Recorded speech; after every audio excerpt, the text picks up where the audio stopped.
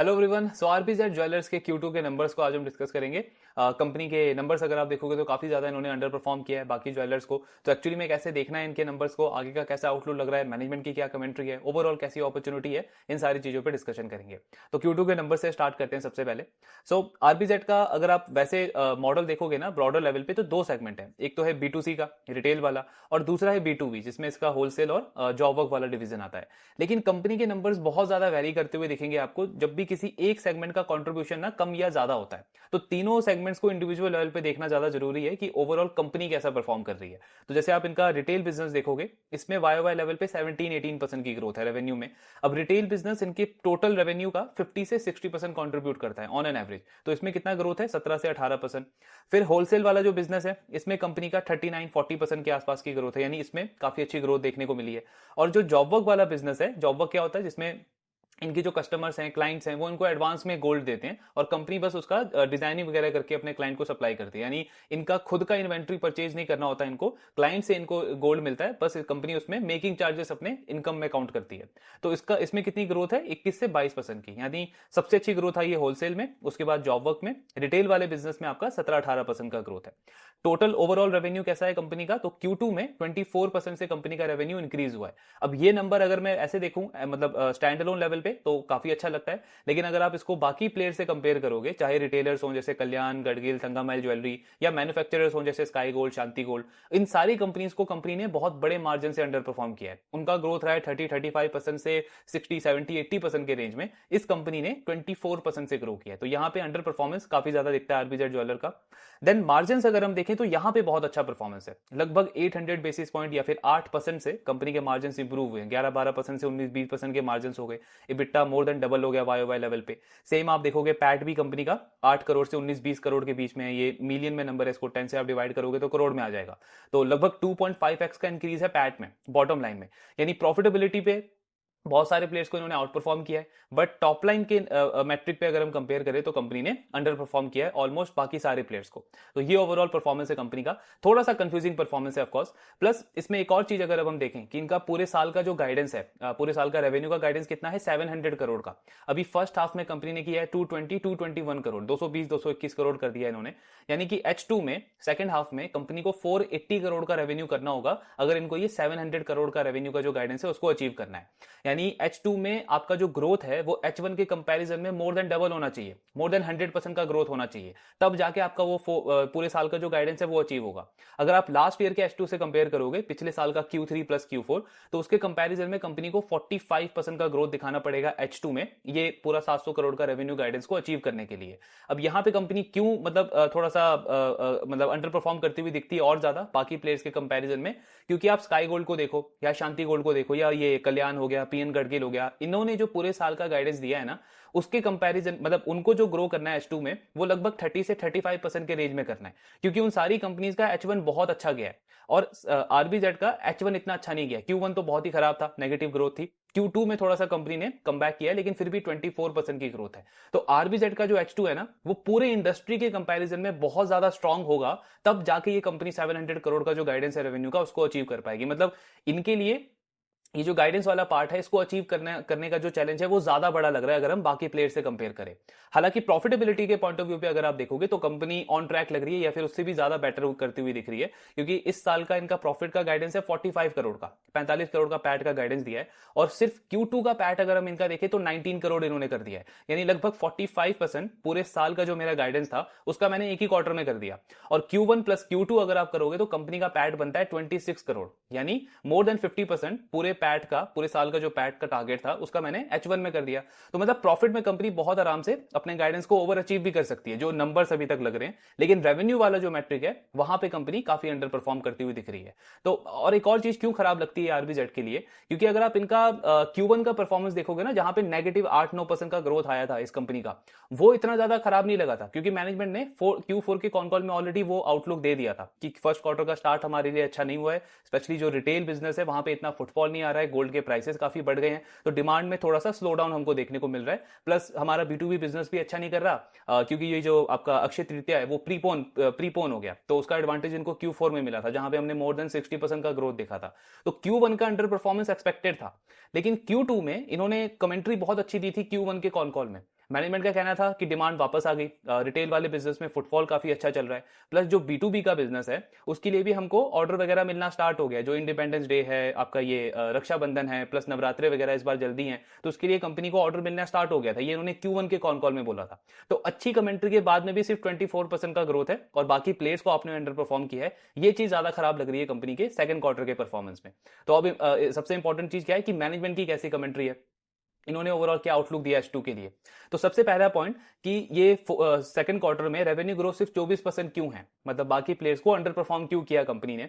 तो मैनेजमेंट का कहना है कि हमारा वही पॉइंट है कि हमारा अगर आप मॉडल अच्छे से समझोगे ना, तब आप हमारे पूरे परफॉर्मेंस को असेस कर सकते हो। तो जैसे अगर आप इनका वॉल्यूम देखोगे, टोटल वॉल्यूम कंपनी ने कितना किया Q2 में, इस क्वार्टर में इन्होंने 380 केजी का वॉल्यूम किया है, 380 केजी का टोटल वॉल्यूम हुआ है कंपनी का। पिछले साल इनका Q2 में वॉल्यूम था 317 केजी। तो एक तो अच्छी चीज क्या है कि इतने हाई गोल्ड प्राइस एनवायरनमेंट में भी इस कंपनी ने लगभग 20% का वॉल्यूम ग्रोथ दिखाया है। तो ऐसे एनवायरनमेंट में कोई भी ज्वेलरी कंपनी जो है वो अगर वॉल्यूम ग्रोथ 15%, 20% या उससे ज्यादा का दिखाती है तो मतलब उसका परफॉर्मेंस बहुत अच्छा है। तो वॉल्यूम ग्रोथ तो अच्छा है कंपनी का, लेकिन ये रेवेन्यू में क्यों नहीं मतलब वो कन्वर्ट हुआ, रेवेन्यू ग्रोथ क्यों नहीं कंपनी का आया। तो इनका वॉल्यूम मिक्स जो है ना वो काफी ज्यादा चेंज हो गया। जनरली इनका 50% जो वॉल्यूम है, 50 से 55% के बीच में जो वॉल्यूम है वो आता है जॉब वर्क से। रेवेन्यू आता है 50% आपका रिटेल से, 50 से 60%, और वॉल्यूम में 50 से 60% वॉल्यूम आता है इनका जॉब वर्क से। इस क्वार्टर में जॉब वर्क का जो वॉल्यूम है वो हो गया 65 से 66%, क्योंकि ये जो 380 केजी का इन्होंने वॉल्यूम किया है इसमें से 250 केजी इनका जॉब वर्क से आया है। यानी 65 से 60%, 66% जो मेरा वॉल्यूम है वो जॉब वर्क से आया है। अब जॉब वर्क का वॉल्यूम बढ़ गया, मतलब पिछले साल था 50%, इस साल हो गया मेरा 65-66%। तो जॉब वर्क का जब वॉल्यूम मिक्स बढ़ता है ना तो वो आपके रेवेन्यू को थोड़ा सा मतलब अफेक्ट करता है। रेवेन्यू ग्रोथ आपका उतना ज्यादा नहीं आता। क्यों नहीं आता? क्योंकि जॉब वर्क का मॉडल क्या है कि मैं खुद से इन्वेंट्री नहीं लगा रहा, जो गोल्ड है, जो रॉ मटेरियल है वो मेरे को क्लाइंट दे रहा है, मेरे को सिर्फ उसकी मैन्युफैक्चरिंग करनी है, डिजाइनिंग करनी है, क्लाइंट को वापस देना है। तो मैं इसमें चार्ज क्या करूंगा, मेरा इनकम क्या होगा, सिर्फ मेकिंग चार्जेस, मतलब एक तरीके का कॉस्ट ऑफ सर्विस जिसको बोलते हैं। कॉस्ट ऑफ गुड सोल्ड नहीं होगा, कॉस्ट ऑफ सर्विस होगा। अगर यही मेरे को होलसेल के अंदर ऑर्डर मिलता ये मतलब 250 केजी का, तो उसमें मेरे को क्या होता, वो मैं पूरा रेवेन्यू काउंट करता, क्योंकि उसमें गोल्ड भी मैं खुद परचेज करता, डिजाइनिंग भी करता, और उसके साथ में मेकिंग चार्जेस लगा के मैं क्लाइंट को वो चार्ज करता। लेकिन इस वाले में क्या हुआ है, इसमें क्लाइंट ने इनका जॉब वर्क में ज्यादा ऑर्डर दिया है, लगभग 250 केजी जॉब वर्क से आया है, तो मेरे को सिर्फ मेकिंग चार्जेस काउंट करने को मिला है। इसकी वजह से कंपनी का वॉल्यूम ग्रोथ तो अच्छा आया है, लेकिन रेवेन्यू ग्रोथ अगर आप देखोगे तो वो थोड़ा सा वीक रह गया। रेवेन्यू ग्रोथ कंपनी का 24% ही हो पाया। तो ये रीजन है कि क्यों रेवेन्यू ग्रोथ कंपनी का स्लो रहा है। फिर पॉइंट आता है कि मतलब इस तरीके का चीज हुआ क्यों, volume growth suddenly job work में क्यों बढ़ गया। तो कंपनी का कहना है कि क्वार्टर के स्टार्टिंग में हमने तो एंटिसिपेट यही किया था कि डिमांड अच्छी है और ज्यादा ऑर्डर हमको होलसेल के अंदर ही आएगा। लेकिन जो गोल्ड के प्राइसेस इतने ज्यादा इंक्रीज हुए हैं, तो हमारे जो कस्टमर्स हैं, हमारे जो क्लाइंट्स हैं, उन्होंने बैंक से GML के थ्रू हमको ये गोल्ड वगैरह एडवांस में दिया है। तो मतलब उन्होंने रादर देन कि वो हमको होलसेल के अंदर ऑर्डर देते हैं और फिर हम इन्वेंट्री वगैरह परचेज करके उनको फिर गोल्ड सप्लाई करते, तब कस्टमर्स ने प्रेफर किया कि बैंक से वो GML ले, क्योंकि एक तरीके से पोजीशन भी उनकी हेज हो गई और उसके थ्रू उन्होंने ये पूरा अपना मतलब ऑर्डर वगैरह हमको दिया। तो इस वजह से कंपनी का रेवेन्यू ग्रोथ जो है वो थोड़ा सा कम रह गया, 24% का। फिर पॉइंट आता है आपका कि मार्जिन में इतना बड़ा अपटिक क्यों देखने को मिला। प्रॉफिटेबिलिटी तो काफी अच्छी इंप्रूव हुई है। तो कंपनी का कहना है कि इसके भी 3-4 रीजन है। पहला रीजन तो बहुत सिंपल सा है, जॉब वर्क का कंट्रीब्यूशन बढ़ गया। जॉब वर्क का जब वॉल्यूम में कंट्रीब्यूशन बढ़ता है ना, तो रेवेन्यू को तो वो इंपैक्ट करता है, रेवेन्यू ग्रोथ कम हो जाएगा, रियलाइजेशन मेरा कम हो जाएगा, लेकिन मेरे मार्जिन को वो सपोर्ट करता है, मेरे प्रॉफिटेबिलिटी को वो सपोर्ट करता है, क्योंकि मेरा जो यूटिलाइजेशन है ना वो इंप्रूव हो जाता है। अब अगर मान लो किसी क्वार्टर में मेरा जॉब वर्क का कंट्रीब्यूशन कम है, तो मेरी जो टोटल कैपेसिटी है, मेरी जो टोटल फैक्ट्री है, वो अच्छे से यूज नहीं हो रही, वो अच्छे से यूटिलाइज नहीं हो रही, तो उसमें मार्जिन कम बनेंगे। लेकिन जिस भी क्वार्टर में मेरा जॉब वर्क का ऑर्डर ज्यादा आएगा, तो मेरा कॉस्ट तो मेरा सेम है ना, हर एक क्वार्टर में मेरा फिक्स कॉस्ट तो सेम लग रहा है, लेकिन जॉब वर्क का जिस क्वार्टर में ऑर्डर ज्यादा आ जाएगा तो मेरा यूटिलाइजेशन बढ़ जाएगा, यानी सेम कॉस्ट के ऊपर मैं ज्यादा वॉल्यूम बना पाऊंगा, तो मेरा जो पर केजी प्रॉफिट है ना वो इंक्रीज हो जाएगा जब भी मेरे जॉब वर्क का वॉल्यूम में शेयर बढ़ेगा। तो एक तो सिंपल इस रीजन की वजह से आप देखोगे, मतलब लास्ट ईयर भी देखोगे इनका Q1 में कंपनी के मार्जिन इंप्रूव हो गए थे, 17% का EBITDA था इनका। क्यों? क्योंकि इंपोर्ट ड्यूटी कट हुआ, तो रिटेलर्स के लिए एक तरीके से मिनी धनतेरस हो गया था सेकंड क्वार्टर के अंदर में, तो एडवांस में ऑर्डर मिल गया था कंपनी को लास्ट ईयर फर्स्ट क्वार्टर के अंदर। तो सेम चीज इनके लिए ये Q2 में हुई है इस बार। तो इसीलिए एक तो इस रीजन की वजह से कंपनी के मार्जिन इंप्रूव हो गए सेकंड क्वार्टर में। और दो रीजन और है कंपनी के मार्जिन इंप्रूव होने का। तो एक तो है पहला रीजन वेस्टेज, मतलब गोल्ड की जो वेस्टेज होती है। अब जब भी जॉब वर्क का मुझे ऑर्डर ज्यादा मिलता है ना, मतलब जॉब वर्क का कॉन्ट्रीब्यूशन बढ़ जाता है, तो जॉब वर्क में आप अपने क्लाइंट से ना जब ये मेकिंग चार्जेस वगैरह लेते हो, इसके साथ में गोल्ड वेस्टेज का भी एडिशनल चार्ज ले लेते हो। इंडस्ट्री स्टैंडर्ड होता है 2 से 3% का, यानी कि जो मैं आपके ज्वेलरी वगैरह डिजाइन करूंगा, मैन्युफैक्चर करूंगा, उसमें जो भी गोल्ड वेस्टेज होगा उसका 2 से 3% मैं एक्स्ट्रा चार्ज लूंगा अपने क्लाइंट से। ये इंडस्ट्री का स्टैंडर्ड है। लेकिन मैनेजमेंट का कहना है कि कुछ जो ऐसे गोल्ड मैन्युफैक्चर ज्वेलरी मैन्युफैक्चरर्स हैं जैसे हमारी तरह, वो उनका जो ये डिजाइनिंग मैन्युफैक्चरिंग का मॉडल है ना वो बहुत एफिशिएंट होता है, तो उनकी गोल्ड वेस्ट जो है वो काफी कम होती है। जैसे इनका एक्चुअल जो वेस्टेज है वो 0.7 से 1% होता है, लेकिन कंपनी जो चार्ज करती है क्लाइंट से वो इंडस्ट्री स्टैंडर्ड के अकॉर्डिंग करती है 2 से 3%। तो जब भी मेरा जॉब वर्क का वॉल्यूम मिक्स बढ़ेगा उससे क्या होगा, मेरा वेस्टेज में भी मेरे को इंप्रूवमेंट मिल जाएगा, प्रॉफिट मिल जाएगा, क्योंकि एक्चुअल वेस्टेज मेरा हो रहा है 0.7 से 1%, लेकिन क्लाइंट से मैंने चार्ज किया 2 से 3%, यानी पर 100 kg के बेसिस पे 1 से 2% एक्स्ट्रा मैं प्रॉफिट वहां पे बना रहा हूं। तो वहां से कंपनी को एक्स्ट्रा प्रॉफिट मिलता है। तीसरा एक और रीजन है इनका सैल्वेज इनकम। तो सैल्वेज इनकम भी एक आता है इनको। सैल्वेज इनकम क्या होता है, तो जब आप ये गोल्ड की मैन्युफैक्चरिंग डिजाइनिंग करते हो ना, तो वो जो फैक्ट्री का फ्लोर है वहां पे कुछ आपके ये गोल्ड के पार्टिकल्स वगैरह पड़े होते हैं, जो मशीन्स वगैरह हैं वहां पे कुछ गोल्ड के पार्टिकल्स पड़े होते हैं, जो जब आप वो सोल्डरिंग करते हो, मतलब अलग अलग चीजें वो ज्वेलरी पे चिपकाते हो, तब भी आपके कुछ गोल्ड के पार्टिकल्स वगैरह पड़े होते हैं। तो डिजाइनिंग ये मैन्युफैक्चरिंग कंप्लीट होने के बाद ये सारे जो आपके पार्टिकल्स हैं, जो पार्ट है आपके थोड़े थोड़े गोल्ड के, उसको ये कंपनी मेल्ट करके दोबारा से गोल्ड बना देती है। तो एग्जाम्पल के लिए अगर मुझे 100 kg का ऑर्डर मिला है तो उसमें 1 ग्राम से लेकर के 1.5 ग्राम तक का ये एक्स्ट्रा मैं गोल्ड क्रिएट कर सकता हूं। तो ये मेरे लिए क्या हुआ, एक्स्ट्रा गोल्ड मैंने बना लिया ना। तो जब भी मेरा जॉब वर्क का वॉल्यूम मिक्स बढ़ेगा तो एक तो नॉर्मल मेरे मार्जिन इंप्रूव हो जाएंगे क्योंकि मेरा यूटिलाइजेशन बढ़ जाएगा, और दूसरे ये दोनों चीजों की वजह से भी एक्स्ट्रा प्रॉफिट मेरे को मिलता है। इसीलिए कंपनी कह रही है कि जब भी जॉब वर्क बढ़ेगा हमारे प्रॉफिटेबिलिटी में आपको बहुत इंप्रूवमेंट देखने को मिलती है। सडनली 8% 9% का मार्जिन इंप्रूवमेंट देखने को मिलता है कंपनी का। तो ये रीजन है कि कंपनी के मार्जिन ओवरऑल क्यों इंप्रूव हुए। देन पॉइंट आता है आगे का आउटलुक क्या है, मतलब आगे का ये जो गाइडेंस है कंपनी कैसे अचीव करेगी। तो अभी ना इन्होंने गाइडेंस चेंज नहीं किया है, गाइडेंस इन्होंने सेम रखा है। जो 700 करोड़ का रेवेन्यू का गाइडेंस है वो भी कंपनी मेंटेन करके चल रही है। इनफैक्ट जो प्रॉफिट का गाइडेंस है, जो हमने डिस्कस किया कि ज्यादा चांस है कि कंपनी उसको आउट परफॉर्म कर सकती है, बिकॉज अगर आप लास्ट ईयर का Q3 Q4 देखोगे ना तो H2 में कंपनी ने 22 करोड़ का पैट किया था। अगर कंपनी वो सेम पैट रिपीट करती है, मतलब प्रॉफिट ग्रो नहीं करता है, सेम प्रॉफिट का नंबर अगर कंपनी रिपोर्ट करती है Q3 Q4 में, तो भी कंपनी का पूरे साल का पैट ज्यादा हो जाएगा, 48 करोड़ हो जाएगा, जबकि गाइडेंस है 45 करोड़ का। लेकिन फिर भी मैनेजमेंट ने गाइडेंस को अभी मेंटेन रखा है, सेम 700 करोड़ टॉप लाइन और 45 करोड़ आपका बॉटम लाइन। ऐसा क्यों किया है, बिकॉज इनका कहना है सिचुएशन जो है वो बहुत डायनामिक है, तो हमें एग्जैक्ट इस पे क्लैरिटी नहीं है कि आने वाले क्वार्टर्स कैसे जाएंगे, आने वाले मंथ्स हमारे कैसे होंगे। हो सकता है जॉब वर्क का जो ये वॉल्यूम है वो आने वाले क्वार्टर्स में ज्यादा गिर जाए, तो हमको रेवेन्यू रियलाइजेशन थोड़ा सा बेटर देखने को मिले और ओवरऑल हम 700 करोड़ का नंबर अचीव कर लें।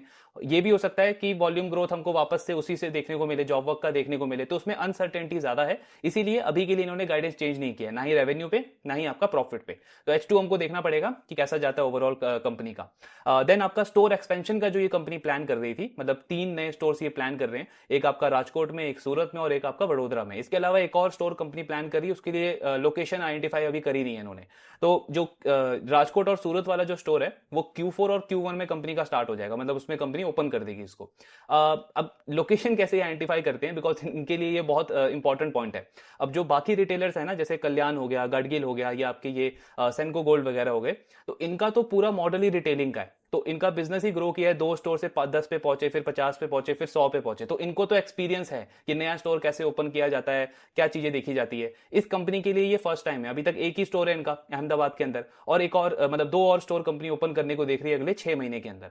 तो ये लोकेशन वगैरह कैसे आइडेंटिफाई करते हैं, सो मैनेजमेंट का कहना है जब हम लोकेशन आइडेंटिफाई करते हैं तो मेन हमारा फोकस होता है, जो हमारा कोर प्रोडक्ट है ना, एंटीक ज्वेलरी, ओकेशन ज्वेलरी, उस पर हम मेन फोकस करते हैं, क्योंकि हमको ये देखना है कि किस लोकेशन के अंदर, किस एरिया के अंदर इसकी ज्यादा डिमांड हो सकती है। तो ये चीज मतलब मैनेजमेंट ये देखती है कि कौन सा ऐसा लोकेशन है जहां पे इनको स्टोर ओपन करना है, जैसे राजकोट में या सूरत में, जहां पे आपके जो कुछ सर्टेन कम्युनिटीज वहां पे ज्यादा प्रेजेंट है, जैसे आपके ये जैन कम्युनिटी हो गई, मारवाड़ी कम्युनिटी हो गई, पटेल कम्युनिटी होगी, या गुजराती जो बिजनेस कम्युनिटी है उनकी प्रेजेंस कहां पे ज्यादा है, क्योंकि कंपनी को ये चेक करना है कि अफोर्डेबिलिटी उस एरिया में ज्यादा होना चाहिए, यानी उन एरियाज में प्राइस सेंसिटिविटी ज्यादा नहीं होनी चाहिए कि गोल्ड के प्राइसेस बढ़ गए तो एकदम से फुटफॉल कम हो गया, क्योंकि फिर तो मेरा जो ये प्रीमियम ज्वेलरी है, जो एंटीक ज्वेलरी है, ये ग्रो नहीं कर पाएगा। मेरा फुटफॉल टू कन्वर्जन हाई होना चाहिए, क्योंकि इनका जो स्टोर ओपनिंग का जो ये साइज देख रहे हैं ना स्टोर का, वो बहुत ज्यादा है। 10,000 स्क्वायर फीट का कंपनी स्टोर ओपन कर रही है, मतलब वहां पे फुटफॉल टू कन्वर्जन आपका हाई होना चाहिए। अगर आपका ये ट्रैक्शन अच्छा नहीं रहा उन सारे एरियाज के अंदर जहां पे भी आप स्टोर ओपन करोगे,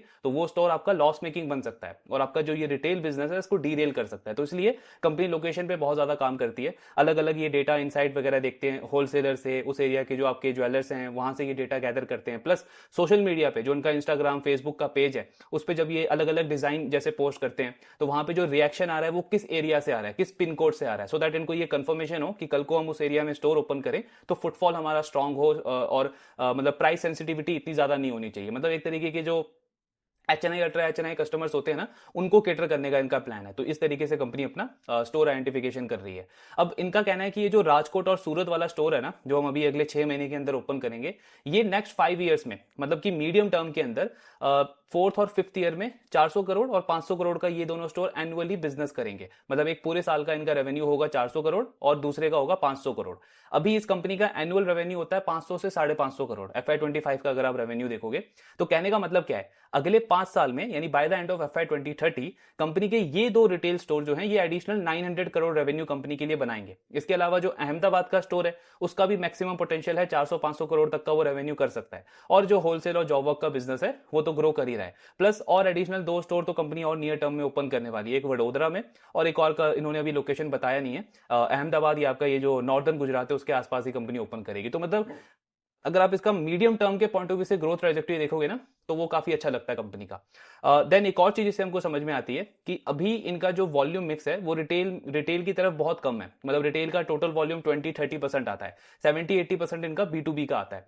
लेकिन जैसे जैसे ये नए स्टोर ओपन करेंगे तो आपका जो रिटेल का वॉल्यूम मिक्स है वो इंप्रूव होता जाएगा। कंपनी का टारगेट है कि हमको वॉल्यूम मिक्स 50-50 करना है, 50% रिटेल 50% B2B। और ये कैसे होगा, ये नए स्टोर ओपन करके।